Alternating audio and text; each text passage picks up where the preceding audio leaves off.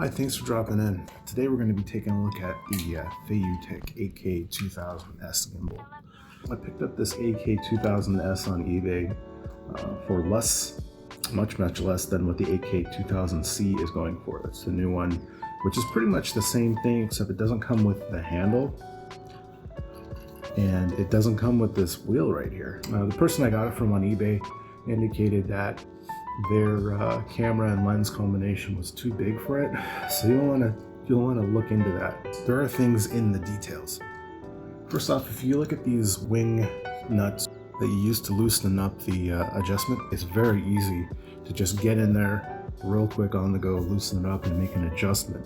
But let's say for example you make an adjustment and that nut is up there. Well, there's going to be certain cases where you need to adjust this. You need to drop this arm down somewhere and it's going to hit that. There's a spring in there. You can just pull it out, twist it, and drop it so it's out of the way. Of course, it has the locks, which are fantastic, and all the knobs and adjustments just perfect for getting precise adjustments made in a hurry. I can rebalance for a lens in seconds. I really like having that touchscreen back here to be able to switch around the different modes, and it's very responsive. I can see what mode I'm in all the time. This wheel is so good and it's so well damped that it feels analog. The very minute adjustments that you can get with this wheel and how well damped it is, I mean, I think every manufacturer should take a close look at this wheel. It just feels analog.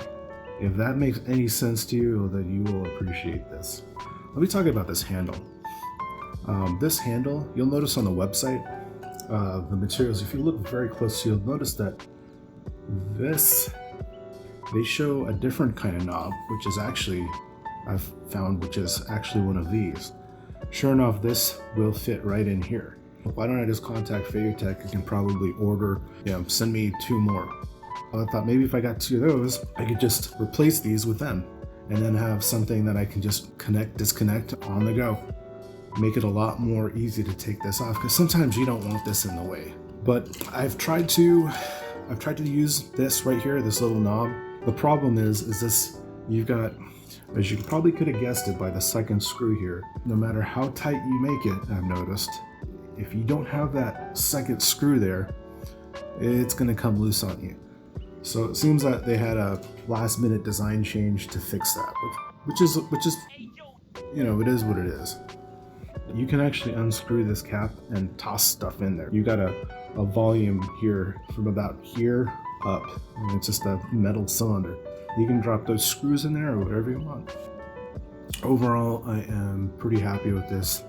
There's only some types of movements with this when you're kind of in underslung mode, when it's down and you go to turn, where what happens is there's a sudden jerk of the motor. It thinks you're in inverted mode, and at that point, when you double click the button to right the camera, you'll notice it'll be upside down.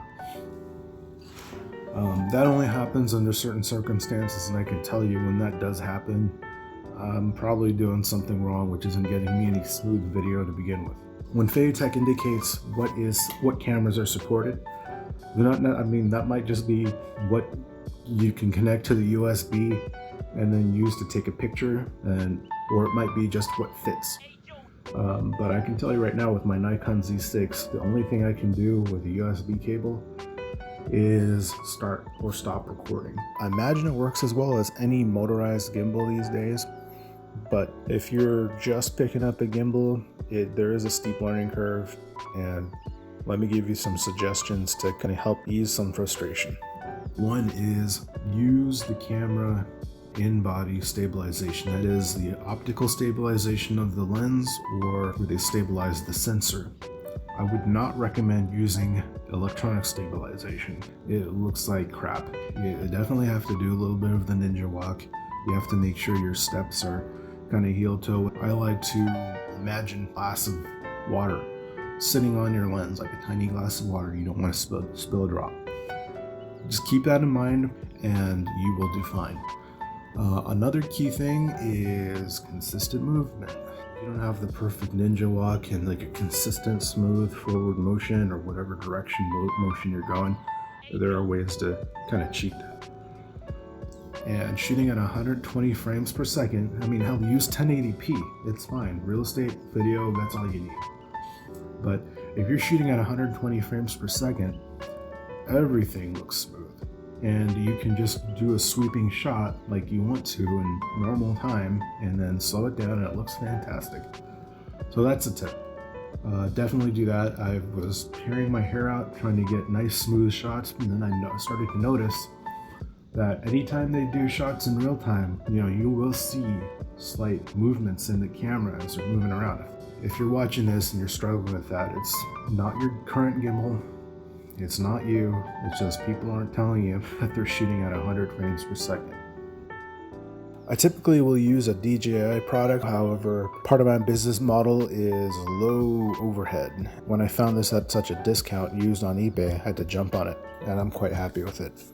And that's it, those are my impressions. I could go on and on, but who wants that? Thanks for your time. Hey, yo.